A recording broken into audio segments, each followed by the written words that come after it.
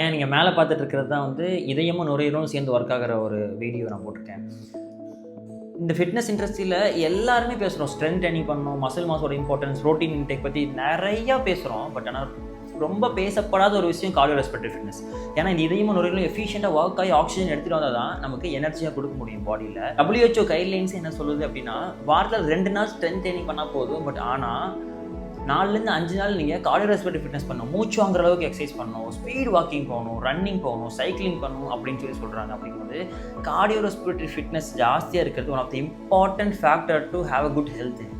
So அதனால் நீங்கள் யாராவது ஒருத்தவங்க எக்ஸசைஸ் பண்ணுறீங்கன்னா ஸ்ட்ரென்த் ட்ரைனிங் பண்ணுறதுக்கு இம்பார்ட்டன்ஸ் கொடுக்குறது ரொம்ப முக்கியம். கொடுங்க. ஒரு 2லேருந்து 3 நாள் பண்ணால் போதும்.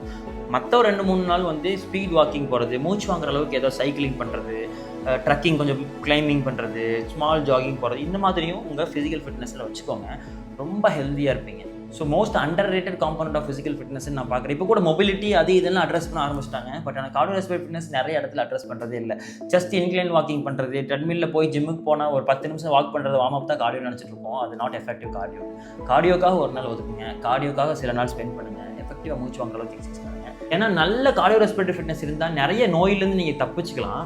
அது போக ஹாஸ்பிட்டல் விட்டு கொஞ்சம் தள்ளியே இருக்கலாம், ஹெல்த்தியாக இருக்கும்.